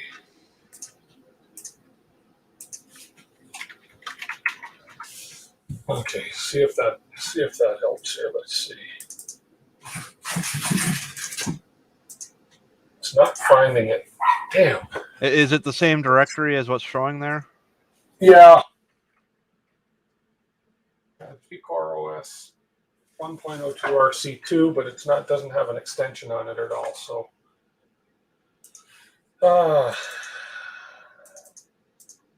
Documents. Try throwing that zip folder underneath there. This zip folder underneath documents, and just seeing if it'll show up in there. Oh, throwing it in documents. Okay. Yeah, because it'll take a zip file as long as there was an image file in there. That's what I was trying to get at there. Okay, let's go here. Let's go documents. Nothing. Let's see if I go all files. This is. Try throwing it on the C, just like the root of C there. Yeah, I'll throw it on the root directory. Yeah, because they're talking about OneDrive and stuff like that. That could be something with that, but. Oh, okay. Okay, let me get back to the root directory here. I guess I could throw a little salt out there. I mean, I'm the only one that popped in to help you, so if you think you could do better, you can pop in here. There you go. The zip folder's right there. There we are. Okay. Jeez. What's difficult to watch? I know. You can always quit. So choose storage. I'm going to need an SD card. Yeah. Here's my SD card. It's got to be at least 8 gigs. Yeah, I know it'll be overwritten, but that's fine. That's fine. That showed up as 4. Oh, did it? Didn't it? Oh, 4 gig. Okay, well, I have an 8 gig somewhere. Where? Okay, I'll just grab an 8 gig here. Hold on.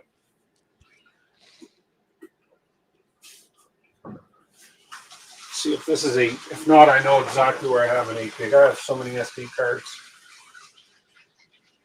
There we are, 8 gig.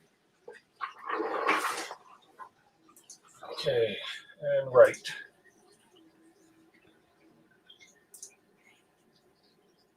There we go. Yeah, it's painful to watch me. It's because I don't know what I'm doing, but you know, the people that know exactly what to do, sure, it's going to be difficult to watch. But 3%. Yeah, and I have to try and explain how to do it. It's just that extra step of explaining. And I'm a Mac user 99.9% of the time. Windows confuses the crap out of me sometimes still. I know I'm okay, man. I have tough shoulders, big shoulders. I can take criticism. Not a problem. I'm a Linux user, so. Are you? Oh, okay. Yeah. Now, Linux would be like Spanish to me. It'd be like, huh? Well, what you're flashing onto the SD card is Linux, so that's what okay. That's what the Raspberry Pi uses. It uses normally it's like called Debian, like Raspbian. Debian is a flavor of Linux. Oh, okay. So do all Raspberry Pis use a Linux? Yeah, there is a Windows version, but not a lot of people use that. So I like what Drake says here. I like watching because I guarantee I'll pick up something, a new trick I haven't seen before. Yeah, see? Yeah. I got criticized by one of my streams before saying you shouldn't be streaming if you don't know what you're doing. This was an old stream, like we're speaking a year ago. And I kind of laughed at it. And I said, if you read my About page on my YouTube, I admit I don't know everything, and I'm learning as I go. Mm-hmm. So there's a couple of things that we should probably do while we're waiting for that. Yeah. So you're going to have to figure out what the IP address is of that Raspberry Pi. Yeah, it's probably going to be the same as it was when I had it running before, I would think. It should be. So, but if Yeah, you have 10 a way, 0. if you have a way to check for that, just get that all ready just to make sure. Yeah, But it should be, but you never know. It's Yep. Let me open a window here, and let me go to here. I don't need to open this. Yeah, I can go. Let's just bring this over here and let's just try it. 10.0.0.117 is what it was before. Yeah, and it's probably not up right now. I probably need to power the printer on. Yeah. Let me plug the printer in and turn it on. There we go.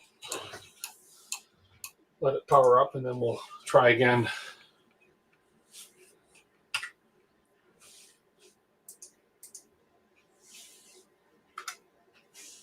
Yeah, then the other thing that we're going to need to grab is something called putty. Oh, okay. That is the SSH client. That's probably the oldest SSH client for Windows. No, I can't find it. Oh, there it goes. Oh, there we go. Oh, so it still has this on it. Yeah, okay. Yeah. Still got my DWIT web on it control. So yeah, that is the right IP. All right. Yeah, so it's not going to connect, obviously, because it's not going to find a DWIT board. Yeah. So one of the things that you'll want to do is search for PUTTY on your favorite search engine. Okay.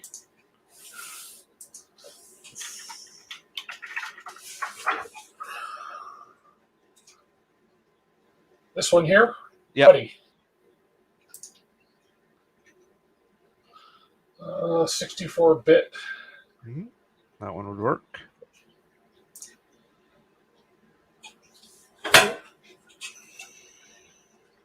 Quick downloader. Yeah. Super tiny thing. Let me go find it.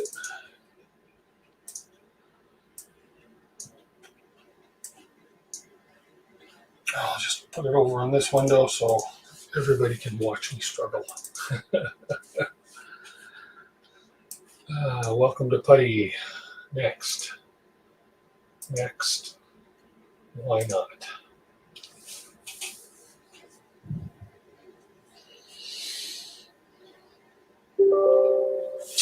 Yes, I will allow that app to make changes to my computer windows. Thank you for asking.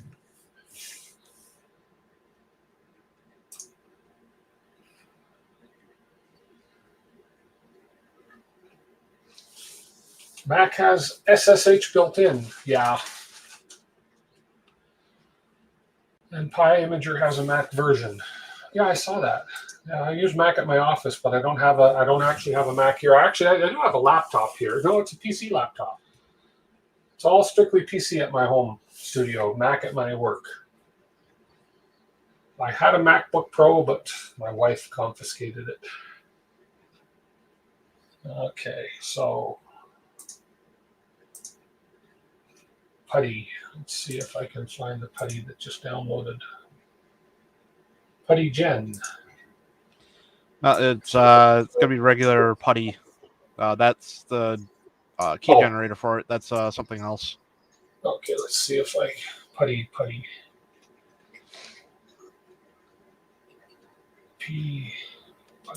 Whoops. I don't want publisher, so I make one mistake and click. Stop. Not publisher, Putty. Shut up. Go. Get out of here. There. Stop. That's annoying when I click something and I have to do 50 clicks to get out of it. Putty. And Putty new. Right there. Yeah. Okay. Yeah, so since we don't really have it up and running yet, this is kind of where we have to sit for now for that. And Kieran has another program that you could try. We're just going to do this because I don't think we need to do anything with file management. Right. Okay. But that is a nice thing to have, is having a file manager. Otherwise, you can use FileZilla to copy files to it if you absolutely have to. So. Oh, okay.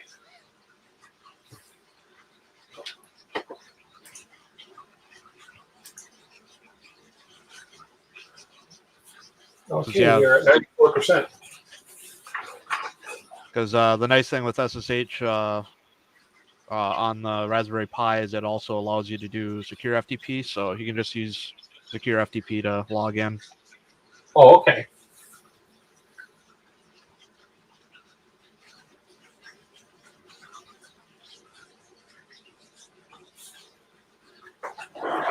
So, Gary T, do you have to install the Linux subsystem for Windows to get that to work?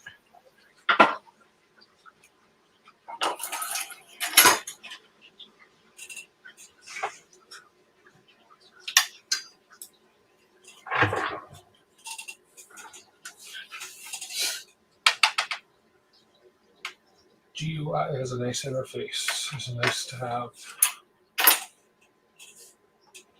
Okay, now we're just verifying here. I could have just used the 8 gig card that was already in the Pi too, but nah, that would have been too easy.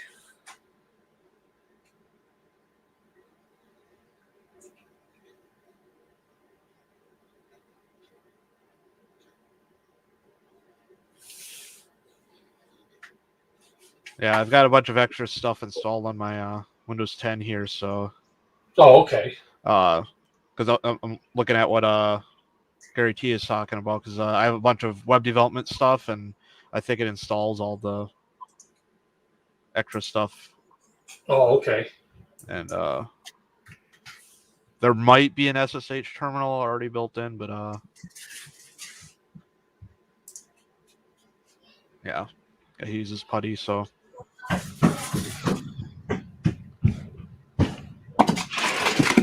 Oh, there goes the stampede upstairs. A herd of elephant. A herd of elephant, a 5-year-old and a dog. That's all it takes.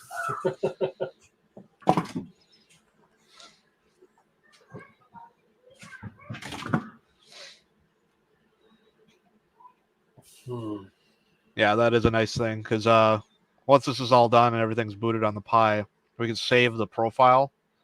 Okay. I completely forgot about this in PuTTY. You can save the profile, so you go to login again, you'll just hit, click on the profile, and you just type in the password, and you'll be. Ah. Okay. Yeah. Prior to this printer, I've never used a Raspberry Pi.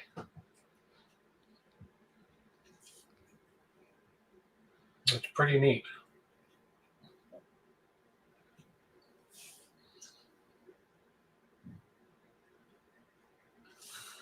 So that's still verifying here. Put myself so I can be all exposed for public shaming. So now that you have the new board all the way put in, just so you know that the DWIT board does support Klipper. Oh, does it? Yeah, my rail core is running Klipper on it. That's okay. That's got a DWIT 2. Maybe the DWIT 3 doesn't support it, but I know the DWIT 2 does. So. Oh, okay. But as far as I know, as far as I know, they're not super different. So. Well, doesn't matter. It was a good experience for me to learn another board, anyways, and the more I do, the better I get.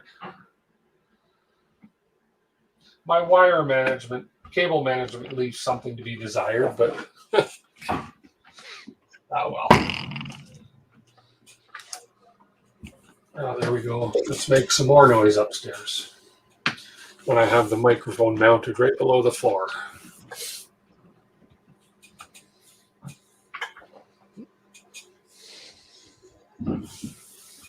Thank you to everybody who's hanging out, being patient. Especially thank you, Shane, for rescuing me. Show off my wire management here.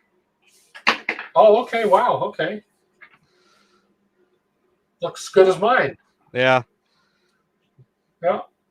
2 power supplies for my space heater. No, I'm not going to format the disk. So it has been written. So I've got this. We have can now remove the SD card from the reader. Okay. So I assume now that I pop this into the Pi. Mm-hmm. and then power it up. Correct. But man, this card reader is in such a finicky little spot. Why wouldn't they put it on the front? Come on. There we go. Oh, look at that. First try. Let's power it up. And then I assume try and connect from the browser. Correct. Depending on what steps are next. Let's see. I don't know what they would have installed there. They might have all of the packages already installed, but right. Okay, so preparing the Raspberry Pi, Wi-Fi optional. So we have set up the Wi-Fi in it. Yeah. Okay, so preparing. Oh, let me bring this on the screen here. Oh, okay, so when that is done, reinsert into the Pi, but don't turn on your printer Raspberry Pi just yet. Okay. Uh-oh. Uh-oh. I'll turn it off. Yeah. I can't see that would have hurt anything. Yeah. With the SKR Pro 1 connected to USB to your Raspberry Pi, turn on your printer after. Oh. Yeah. So that bin file yeah. I'm gonna move that to another SD card. Okay. I'll just format the SD card that was in the. I don't even have to format it. I think it's just going to read the bin file. Okay. Let's just. Yeah, one thing that I have run into with some of those SD cards is if there's any other folder on the SD card, it'll cause issues. So formatting usually is the better way to go. Yeah, I'm just gonna format it. It asked me to format it anyways because it was an image file. So. And we'll just format it. And start. And it'll erase all data. Yes, I know. And it is done. There we go. Okay. So let's find that file. Let's minimize you. Should be in the documents. I think the last place we. Yeah, documents. And firmware right there. And that goes to the E drive. I believe. No, it's not the E drive. Boot E. What the heck? Why didn't it format that? Yes, it didn't format that. I hope I formatted the right drive. Oh no. Well, we'll find out in a second. Yeah. Hey, there's still all sorts of shit on it. What the heck? You know what? I'm gonna use a different SD card. I don't know if this one has to be 8 gig. No, it could be small. It's just there for getting the firmware flashed. Yeah. And it is. I think it comes with like a 128 megabyte SD card. Okay. There's no card in the board. Oh, my SKR 1.2 came with it in the packaging. It was separate. Oh, did it? Yeah. There's nothing else in the package here. No. Oh, came with some cables and some jumpers. I guess it just depends. Maybe the reseller took it out. Okay, come on. Yeah, now my PC is being a dick.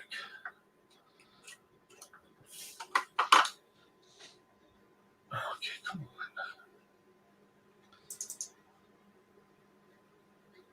That's my E drive.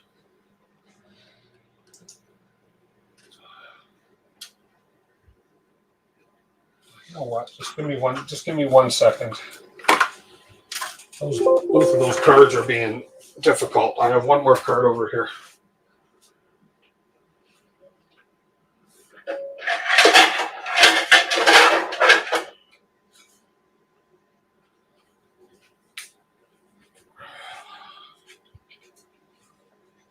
Just pop it out of one of my other printers. Every one of them has an SD card. There we go. Now I can format that.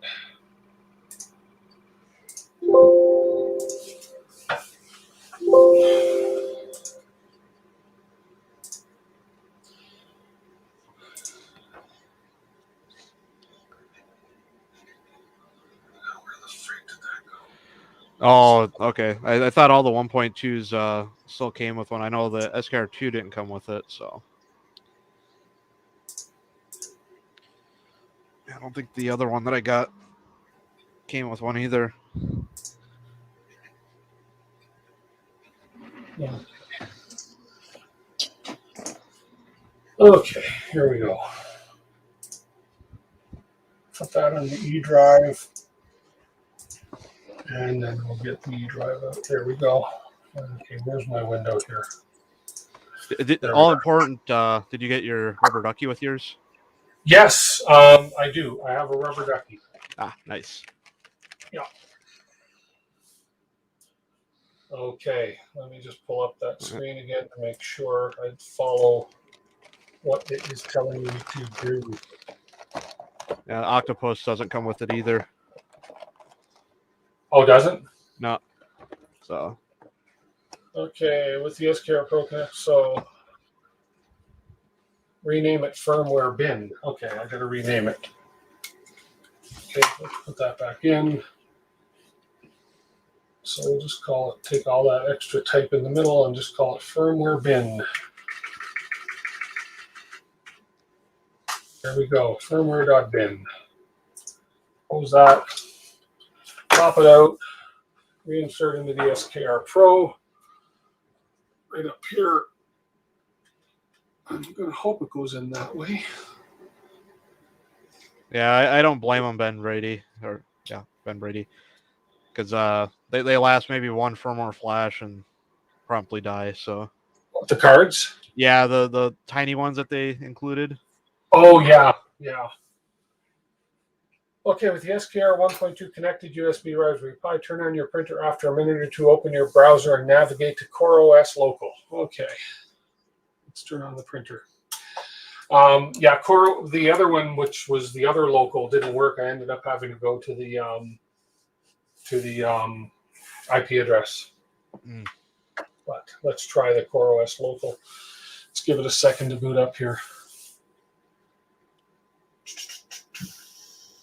Feature creep. It's a Core XY string printer. Oh. Yeah, that's what's behind me right here. Oh, okay. A string printer. Oh.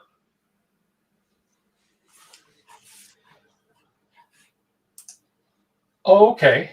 Oh. So so the belts are strings? Yep. Oh, wow. Yeah, if you see a person named Zachmon in the YouTube chats, yeah, he's the one that designed this. Oh, that is cool. That is so cool. Okay. Good night, Chris. Good night, Chris. Okay, let's have a look, and we're going to go to the V-Core OS Local, see if that works. Yeah, and one of your stickers made it in here. Oh, yeah? Oh, good. Awesome. Oh, look. I have fluid. That looks familiar. Yeah.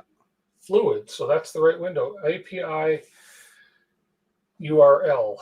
So that was 192.1. No, that was 10.0.0.117. Save. Oh, look at this. So this looks familiar. Cool. Klipper. Error, of course. Oh, what's underlying issues corrected? Oh, we got a. Oh crap! This is not a fun part to try and explain. Well, you know what? It's 8 o'clock. I've been going 2 hours. Okay. I've made it this far. I've made it this far. So this is where I'm starting to. This is again foreign territory, okay? Because it's Klipper, but at least it's communicating with the printer, the board. The Raspberry Pi is connected. The software is loaded on the Raspberry Pi. Yep. Yeah, and this is all configurations and stuff at this point. Yeah. That error right there. There should, if RatRig has their stuff together. There should be a guide on how to, Okay. because what you're gonna have to do is you're gonna have to compile the firmware on the Yeah. Raspberry Pi, and then grab a file off of the Raspberry Pi. So this is where like the program that I think Kieran was talking about. Oh, okay. You'll be able to download the file, or you do FileZilla using the same SSH Oh, login. okay. Okay. Uh, Okay. Well, what I'll do, I'll call it quits here because this is farther than I thought I'd get. And if it wasn't for you popping in, I wouldn't be this far. So I appreciate that. Yeah, not a problem. And then what I'll do is I'll pick up on this next week. And in the meantime, we'll do some research through the week and see if I can get around this. If not, I'll get some guys online next week that'll help me out as well. Yeah. So yeah, because what's his name? Aaron Geared. He's definitely done this before. Yeah. We've talked in DB3D Dan's voice chat working through it. So I know he's one of the people that have done it. Zachmon, he's another one that's done it. So Okay. there's a few people in the community. Jason may be by next week as well. Get on with me, and I'm sure he would know what to do. Well, we got somebody else popping in here. Decibel. Let's see what he's going to say. Decibel, hello. Hello. No audio, no video. Womp womp. Whoop, whoop. Give him a second, see if he connects here.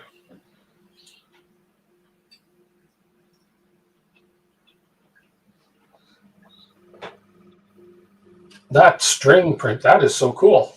That kind of reminds me of I have the plotter I run for cutting vinyl. It uses a thin metal wire basically to move its axis around. Oh, he popped out.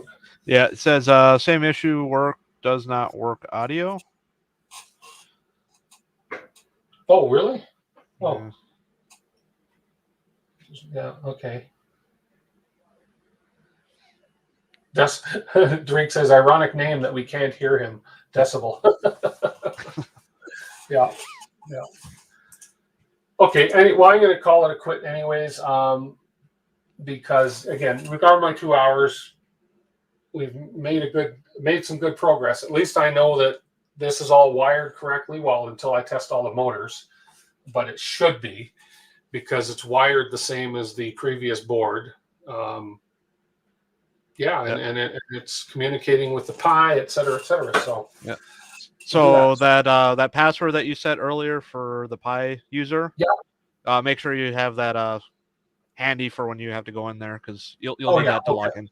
So yeah, that's my everyday password I use for 99% of my things if I have to. So yeah, I'll remember it. All Bite right, cool. me, printer. You guys get along. Anyways, that was Kieran? That was Kieran that said bite me, Astro Printer.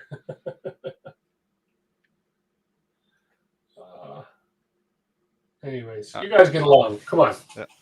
All right. Thanks, Gary. Or Shane. Sorry. Thanks, Shane. Chat with you in a bit. All right. See ya. Bye.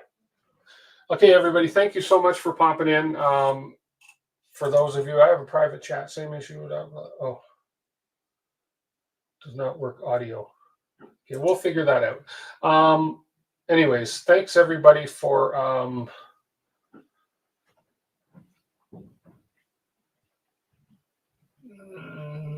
I got to stop reading. I got to get going. But no, thanks everybody for popping in. Everybody has been patient with me going through this. Shane, above and beyond for popping in and helping me get this far. So we've made it to this screen here. We've actually got Klipper installed. We got a little error. I'll research this week. Not a big deal. I'm pretty happy how far I got tonight for flying solo. And everybody in chat that helped, awesome. Thank you very much. There was some confusing stuff in there. So I'm glad Shane came in to pop in and get me at least this far. I know that I'll progress further. I'll do some research this week on this error. I'll check the RatRig community.